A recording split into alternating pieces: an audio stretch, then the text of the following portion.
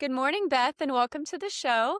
I'm excited to dive into this topic with you today because, I think back to when I was in high school and vapes were starting to come into my school when I was in my senior year. And I think Juul was actually the most popular brand that was coming in. And I think by the time I got into freshman year of college, probably over half of the people I was in college with on the same dorm were probably addicted. So I'm excited to have you share a little bit more about your findings and how you help parents and students. But you created this incredible training, Hidden High and Hammered.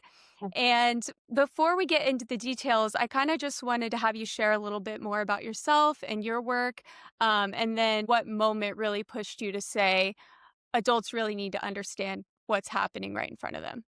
Yeah, well, thanks so much for inviting me and welcoming me to talk about this. This is where my passion lies. So, any opportunity that I get to talk to community members, school staff, parents, anyone who really cares about kiddos, I jump at the opportunity. So, my background is that I was a police officer for 26 years, and the last 7-ish years or so of my career, I served as school resource officer within my local school jurisdiction. So I was responsible for K to 12, and that meant that I was a uniformed police officer who was assigned to work in conjunction with a school district. And the best part about that role was that I got to serve three essential functions. So not only was I uniformed sworn law enforcement, but I got to serve as an informal mentor counselor and a public safety educator. So the best part about that is that I was in the schools every day. So I got to spend Mhm. 180 days with my school kiddos, which meant I got to build relationships and learn my kids' names and really find out what their passions are and what makes them tick. So as a result of that, as I walked through my school hallways and I learned the culture and the community, what I started to recognize was that the hallways outside school bathrooms smelled fantastic. And I know that that sounds so strange. Like, whoever would have thought that? But what I started to learn was that this new product hit the market, and these were the electronic nicotine devices, and specifically vapes, and as we typically would call them, Juuls when they first came onto the market. And because I had relationships with my kiddos, because I wasn't jumping out from behind a wall trying to criminalize them and catch them doing something bad, and instead I was trying to help them make good decisions and healthy decisions. My students were the ones who initially taught me about vapes. When Juuls first came onto the market and we learned that it was an electronic nicotine device delivery system, what I found from my students is that none of them would have considered picking up a cigarette because they knew that cigarettes were gross and they were dirty and they give you cancer and they're just awful, terrible habits. But when you used words like vapor and juice, it seemed harmless for students who didn't understand what the liquids were composed of, what the long-term health ramifications are. It was just something that immediately flooded the market in flavors and colors that seemed desirable and safe. And now what we found was an entirely new generation of kiddos that were addicted to nicotine that never would have considered picking up a cigarette. So it was really through the relationships that I had with my kiddos that they started to tell me about the pitfalls that they were subjected to. And it was scary. But the more time that we spent together and the more time that I talked with my kids, they were able to tell me what it was that they were exposed to and what was happening within the four walls of the school. Absolutely.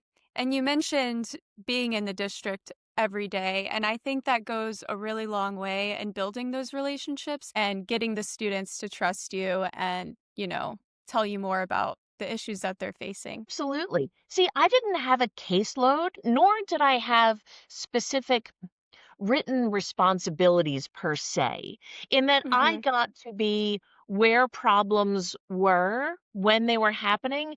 Now, I wasn't a disciplinarian, But through the relationships that I cultivated with my students, before issues arose to the level of needing discipline, my students knew that they could come to me, they could seek me out, and they could use me as an excuse to avoid engaging in behavior that may result in discipline. And the value of that, not only for students to have an out, but for staff as well.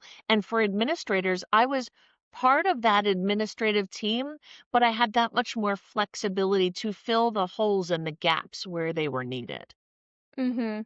And that kind of ties into the community building piece, when it comes to your SROs and your resource officers, how do you incorporate, this training in for them so that they're able to build those relationships as well? Well, first and foremost, you have to have the right person for the job. Let me see if I can draw a parallel.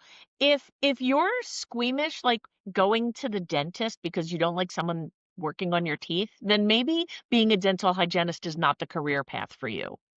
Many of us got into policing because we wanted to help people, because we wanted to make folks' days better because they interacted with us.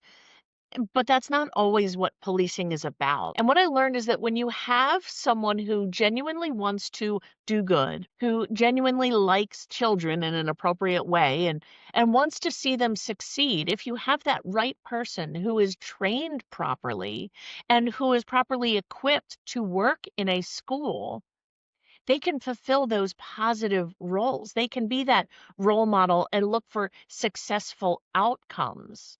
Because policing in a school is very different than policing on the streets. It's policing through a different set of lenses with different goals. We're not criminalizing juvenile misbehavior. We're kind of like the bumpers that just kind of keep Mm. kiddos moving towards that forward progress of success while making sure that they stay within those safe boundaries. And that's critical to have that proper mindset, because with that and with those relationships that are built, you have that many more sets of eyes and ears in a school building who are able to share with you concerns when our students hear something that makes them pause, that makes them concerned, that fears for their safety. They're more inclined to talk to that school resource officer who they know and who they trust and who they Mhm. already have a positive relationship with. Mhm. Absolutely. And it seems like student behavior has evolved a lot especially since COVID. But if you had to pick one thing that adults consistently underestimate about teen behavior today, what would that be? Wow, that is a complex question. There are so many different facets, and I don't know that you could really pinpoint one. Listen, I would be hypocritical if I criticized cell phones and social media, because here I am as a 50-year-old woman and I'm just as addicted to my phone as everybody else is. I can't go a few minutes without checking my phone, and I hate that that has become part of my lifestyle. But it doesn't seem to be going away anytime quickly, which means we have to be able to manage it appropriately, which means Mhm. we also need to know how to communicate with our kiddos. We need to understand that if cell phones and social media aren't going away, how do we manage mental health and how do we manage communication and how do we encourage face-to-face conversation where we can gauge the nuances and the nonverbal communication, where we can really set ourselves up for success instead of failure.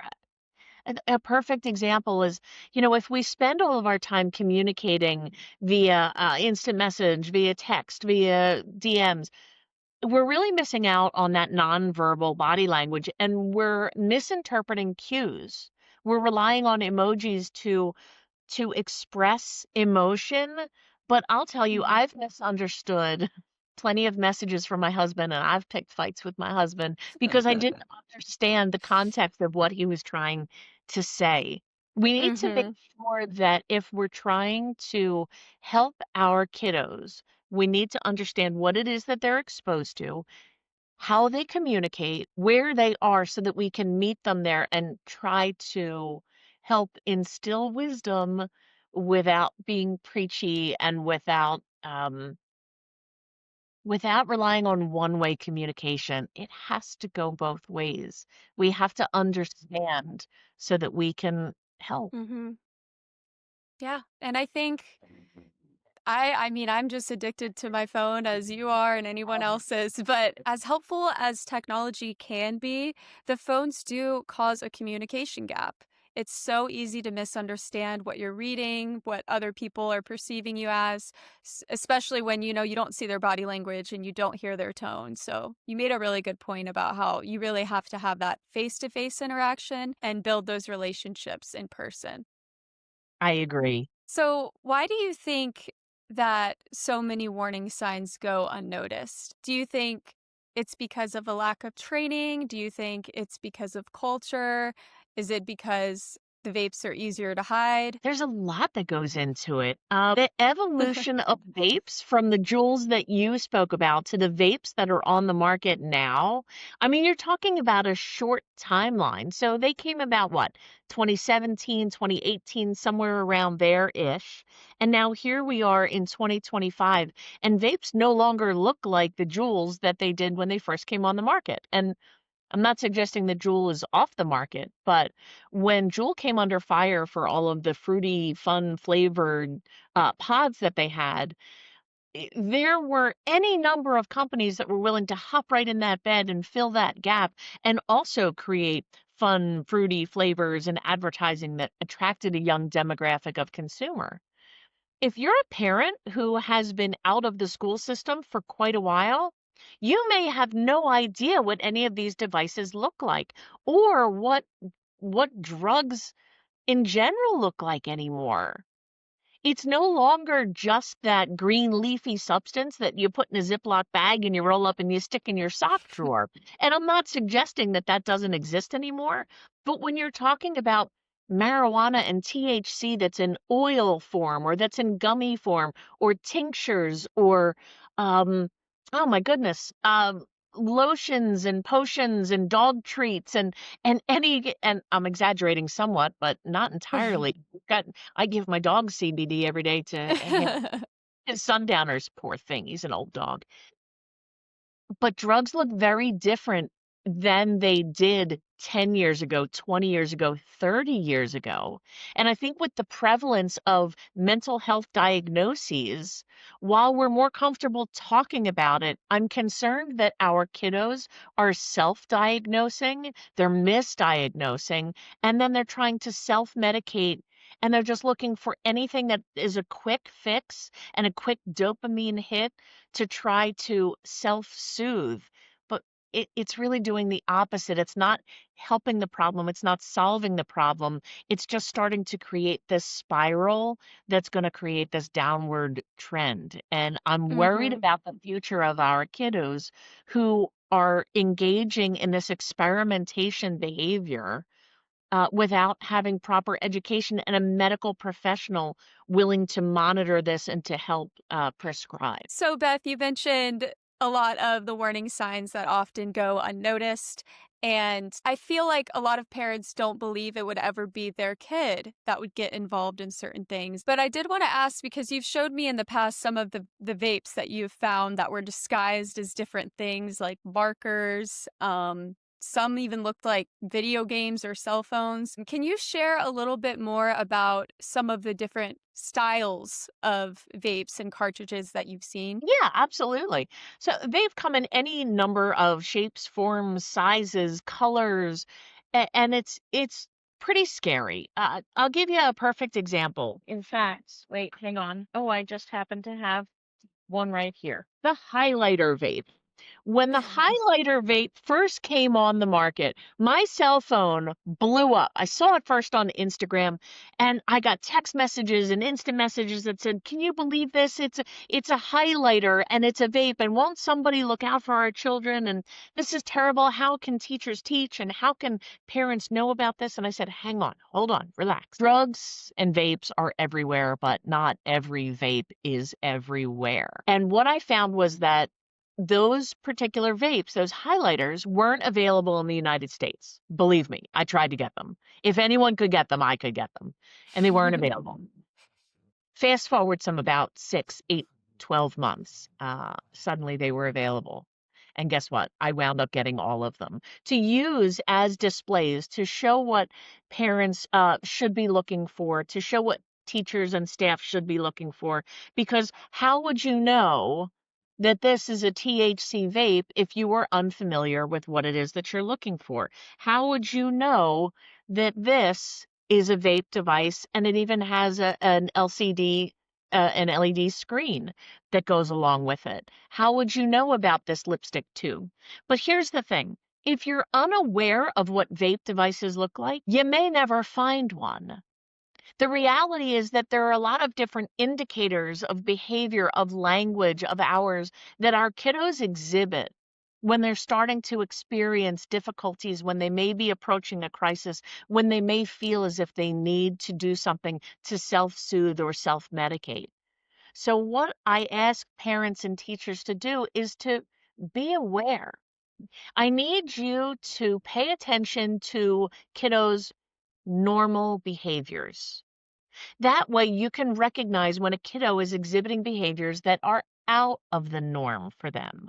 So if a kiddo normally sits in class with their head down and their shoulders forward, well, that might be their norm. It might not be indicative of a crisis. However, when the student who usually sits down like this suddenly sits like this, well, guess what? That's indicative of a change. A change could be negative or it could be positive. But when we Mhm. recognize these changes, it's time to engage in conversation to figure out why. So when Mm. we have that kiddo who normally sits like this and makes eye contact and has a smile on their face and their shoulders are back and their chest are out, and all of a sudden we see this kiddo start to appear like this, then we need to understand why and ask those questions. So vapes have taken all different shapes and sizes, and I just showed a very small sampling of them. However, there are the changes in behavior and in language, like I said, that we may see. It may be a decline in grades. It may be a change in friend group. It may be a change in fashion styles, in hours that are kept, in passions, things that used to be the favorites no longer hold any appeal or interest. Sudden changes in hairstyle and music. And I'm not claiming that video games are the devil or that music is causing this behavior. But when we start to notice the changes, it's time to ask some questions. What's going on? Mhm. What's happening? Talk to me. Tell me about what you're feeling. Who are these friends that you're hanging out with? I would love to meet them. Have them over to the house. Mhm. And you spoke a lot about the different behaviors, like if their head's down or if they have any personality changes. And I think that that plays a big part in being trauma informed. I think to have a district that is very trauma informed is what allows them to recognize those symptoms earlier and catch them sooner. What we need to pay attention, and when I say we, it's the adults who work with kids, who surround ourselves with kids, who volunteer, who care about our kids and our communities. We need to pay attention to the information that's being portrayed. Prior to acts of violence, students may experience leakage. And what I mean by leakage is that they're sharing little tidbits, they're letting out just little bits of information that indicate that there's a problem, that they're feeling dissatisfied, that they're angry, that they're unsettled. And we need to pay attention to that. So when when we have something that bothers us, it's okay to express our frustrations, but at some point we have to develop those coping skills to be able to handle that dissatisfaction and move on. That's part Mhm. of maturation, is part of growing, and that's part of the school environment. If we find one of our kiddos can't seem to get past that dissatisfaction, they kind of get caught in that rut, what we'll find is that if they're not able to get out of that rut, they may progress down a road that could lead to danger. It could lead to harm, self-harm, harm towards others. So we need to pay attention to the language that's used, their physical mannerisms. If someone starts to get more physically aggressive or their name starts to come across with discipline more frequently, if their behaviors are escalating, It's important to pay attention to what students are portraying, what they're turning in as far as school assignments, doodles on papers, or they drawing on their jeans. We used to draw on our jeans all the time. We used to draw on our sneakers all the time. My mom was never really happy with that when I came home, but paying attention to those outward signs. What are the patches that are on jackets? What are the stickers that are appearing on laptops? And paying attention to trends and cultures and understanding if you see a picture of a face, well, who is that person? That's important Mhm. to show where the mindset is of a kiddo in a school building. Much of the information that I used to develop this hidden high and hammered program came from my students. My students were the ones that were telling me where they were hiding drugs at home and in school, if you believe that. And they're telling a uniformed police officer. They're telling me about the drugs that they're exposed to. They're telling me about alcohol and where they can go buy things and who will provide it for them. And it was eye opening and it was troublesome, but at the same time, I valued those relationships so much so that they felt comfortable enough talking to me so that I was able to develop this program to say, hey, listen, moms, dads, teachers, I get to be the fly on the wall. Your kiddos are willing to talk to me. Let me share the information with you so that you can start off at the figurative 50-yard line.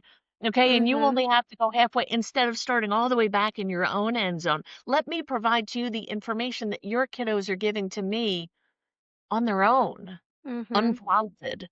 And that's bridging the gap. That's because you were in that school every day, Beth. I love kiddos. Those kiddos will always be my kiddos. That Mhm. relationship never ends. And I bet it's probably a lot easier for them to go to you than their parents when it comes to these sort of things too, because it can be uncomfortable to talk to your parents about that. Especially if you're struggling with addiction but you don't want to get in trouble for it. The number of times that I've had kiddos come to me, it almost looking for an out, looking for an excuse, and I was always willing to be the bad guy for them if that's what helped. Like, use me as an excuse. If they felt pressure from peers, if they didn't know how to get out of a situation, if they didn't know how to say no, I was like, listen, tell them Officer Beth has you on her radar, that she's paying attention to what you're doing. And if you get caught, Officer Beth is going to, fill in the blank, X, Y, whatever it is. Use me as the bad guy if it helps get you out of a bad situation. But the other thing is that I was never the one to hold on information just with me.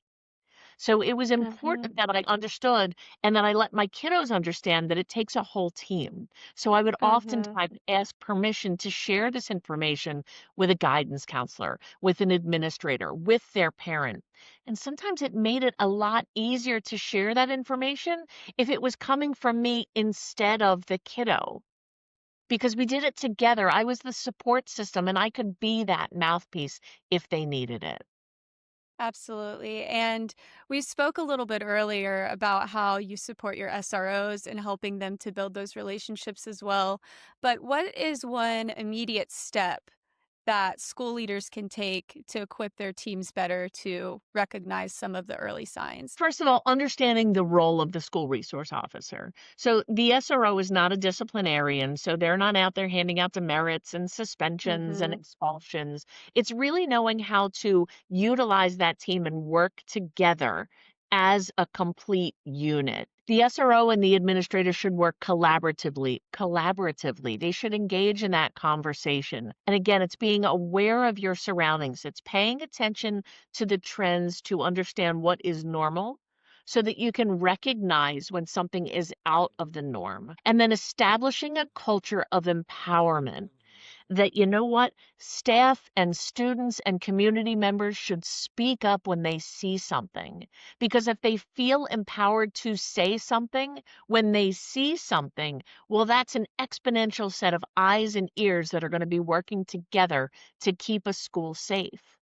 But if students don't feel like their voice matters, if parents feel like their opinion doesn't matter, if staff feels like they're going to be undermined or second guessed, then they're not going to report a concern when they see something or going to be inclined to say something. What are some simple no cost habits that a school can put in place that make hidden, high, and hammered concepts part of their daily awareness? When I would go into my elementary schools and I talked to my little kiddos, my littles, and I would walk into a class and I would say, "Hi, everybody. I'm super excited to be here. I am a fireman." And my little kiddos they would laugh and scream and, "No, you're the police. You're the policeman." And, we would have a little bit of fun with that. And I would say, "Well, how do you know that I'm a policeman?" And they would talk about my uniform and all the stuff on my fun tool belt. And they would talk about everything that I was wearing. And I would say, "Well, of all my tools, which do you think is my favorite tool?" And of course,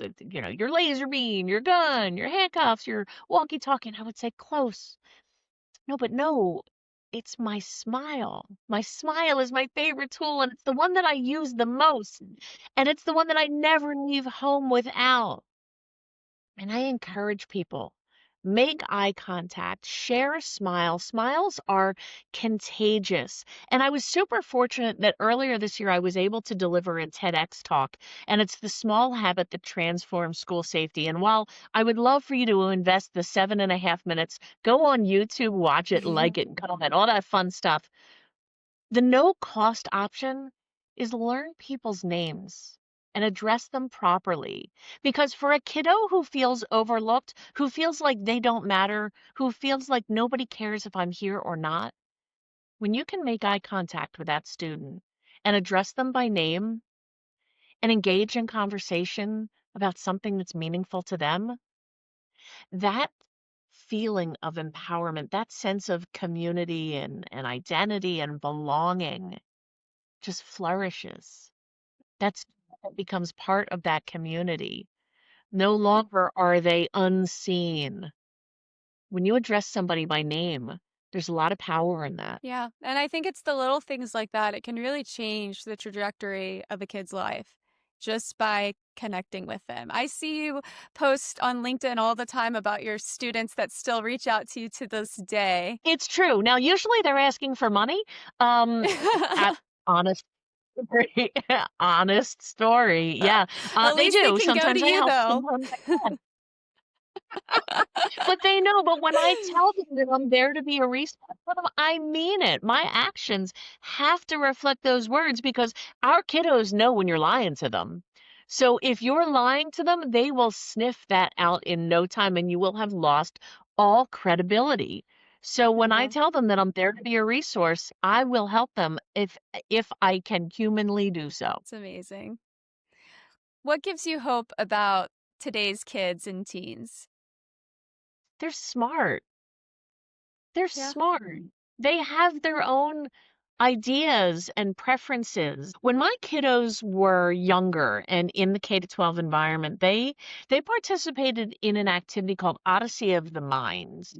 And it was like critical thinking for kids, and their teams always did really well. And they're really complex problems that are presented to kiddos, and they have to come up with solutions to these problems. And what I found is that when kids aren't bound by reality and finances, they can come up with some amazing solutions to problems. And I'm just, I'm hopeful because we aren't the same as our previous generations were. Every generation has their own set of complications and communication styles, and it's not fair to compare today to what once was, nor is it okay to compare today to what will be.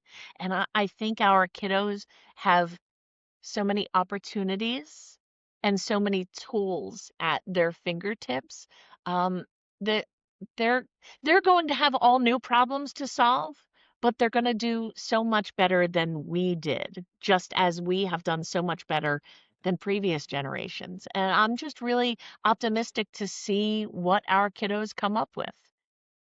Mhm. Yeah, they are very innovative. I'm on TikTok sometimes and I see things. They're very innovative and very smart. I feel like individuality is really starting to come back too. When I was a kid, I feel like there was a lot of individuality, and then in my teens, people started kind of copying more of the trends that they were seeing on social media. But I feel like authenticity and individuality is really starting to come back in those younger generations too. It's funny what I'm seeing just with my own biological children is this, listen, I'm a type A personality and I go, go, go, go, go. And I am constantly on the move and working and developing and presenting. What I'm noticing with my own kids is that they're okay with taking a step back and engaging in self-care and not feeling the need to be hyper focused and pressured at all times. Similarly, with my daughter in college, the need and the social pressure to drink, she says, No, thank you." She's not interested in that. And that Yep. this trend of exotic waters and just fun non-alcoholic beverages, and instead of going out to a bar, going out to a gym or a park or engaging in other activities. I'm so proud. I'm really proud Yeah. of that they're finding their own way. Yeah, I've heard that too. I've heard that they did a study and young adults and teens are drinking significantly less than just a few years ago. And even with myself, I always drink mocktails now. I rarely ever, anytime I go out, and they can be just as expensive as the alcoholic beverages, but they do taste very good. That's fantastic. So ultimately, I'm incredibly hopeful. I'm Hmm. seeing the glass as half full, and I'm looking forward to what our kiddos develop. Absolutely. And I think they're starting to become more educated on these topics too, especially because of people like you that are doing such great work for their schools. But did you have any remaining thoughts before we wrap up today? Just that if you want to reach out to me, if you want to connect, take a look at my website, bethjsanborn.com, or you can Google Hidden High and Hammered. I'm very accessible. I love what I get to do. So anytime I get the opportunity to work with a school, to work with parent groups, to work with church groups or nonprofits, I'm happy to do so. It's important for me to stay involved with school communities as well because every community is struggling with their own difficulties. So I like to be engaged so that I can help as many communities as I can. And it's fulfilling for me. So if I can make someone else's day better, if I can make someone smile because of our interactions, then that's just as much a gift to me. And it fills my cup as well. Thank you so much, Beth. And thank you for sitting down with me today to talk a little bit more about your work and sharing and just educating the community. Thank you, everyone, for listening today. I'm your host, Elena Pinkley, and this is Empowered K 12.